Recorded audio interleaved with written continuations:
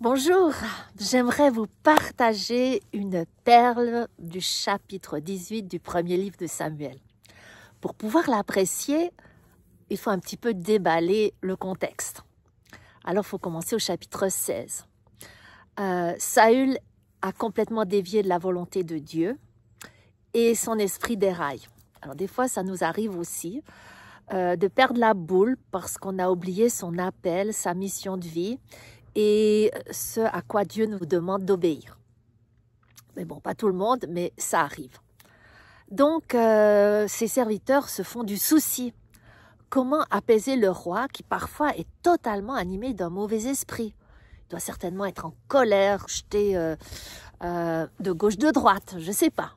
Mais en tout cas, un serviteur s'approche de lui et lui dit « Est-ce que tu pourrais pas faire venir au palais David, le fils d'Isaïe, le Bethléemite, pour jouer pour toi, pour t'apaiser.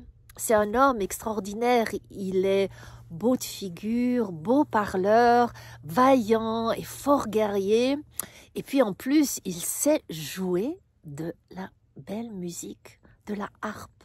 Et cela pourrait vous apaiser au roi. » Le roi trouve l'idée très bonne et donc il fait parvenir une demande à Isaïe le Bethléemite, c'est de nouveau souligné, par son serviteur pour que David le rejoigne au palais. Et c'est ce qui se passe.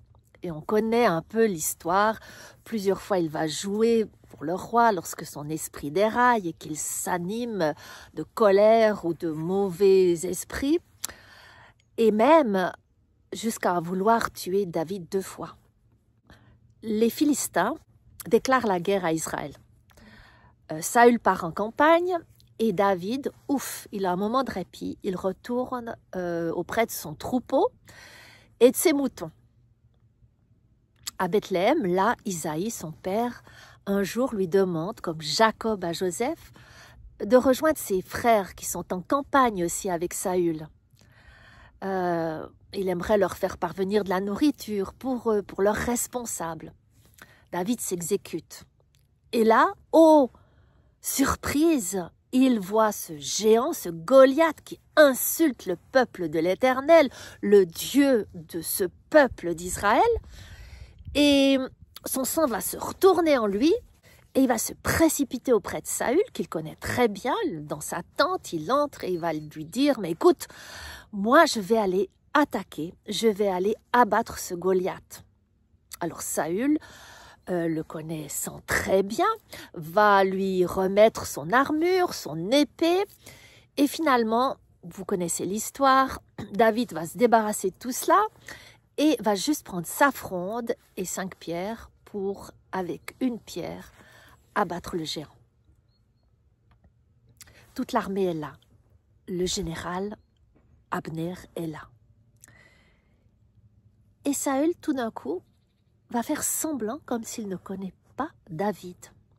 Il va faire venir son général et lui demande « Fais-moi venir ce victorieux de Goliath. J'aimerais savoir de qui il est le fils, d'où il vient et comment il se nomme. » David se rend auprès de Saül et il décline son identité. « Je suis David, le fils d'Isaïe, le Bethléemite. » On s'attend aussi à ce qu'ils disent « Mais j'étais dans ta tente, il y a juste un instant auparavant. Tu m'as prêté ton épée, ton armure. Tu te souviens pas? Je suis ton serviteur qui joue de la harpe pour toi quand ton esprit est dérangé, quand tu es agité, qui te permet de te calmer, d'être mieux. » Non, il va rien dire de tout cela. David dit juste « Je suis David, ton serviteur, fils d'Isaïe, le Bethléemite. » Point. Le silence est d'or. Ça, c'est la perle du chapitre 18. Dès que David eut achevé ses paroles, dès lors, l'âme de Jonathan s'attacha à David. Jonathan est bouleversé. Il remarque la sensibilité, l'intelligence, la finesse de David, qui sait s'arrêter au bon moment, dans ses paroles, qui n'expose pas son père, qui ne le met pas en pâture devant l'armée, devant son général, pour dévoiler ses faiblesses, sa folie, sa méchanceté. Non, David se tait. Il protège Saül. Savons-nous aussi nous taire, parfois? Ne plus rien dire pour protéger la faiblesse, la vulnérabilité, peut-être même la méchanceté, la perturbation de quelqu'un qui nous entoure, qui nous connaît, que nous connaissons. Le silence est d'or, parfois, même si la parole est d'argent. Ce silence dont parle André Neher dans l'exil de la parole, que David sait intégrer, incarner, qui va faire naître une des plus belles amitiés que raconte toute la Bible.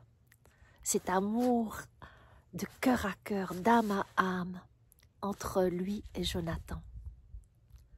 Jonathan est tellement bouleversé par ce silence que son âme va s'attacher à David et ils firent alliance, une alliance qui va perdurer jusqu'à sa mort et de génération en génération.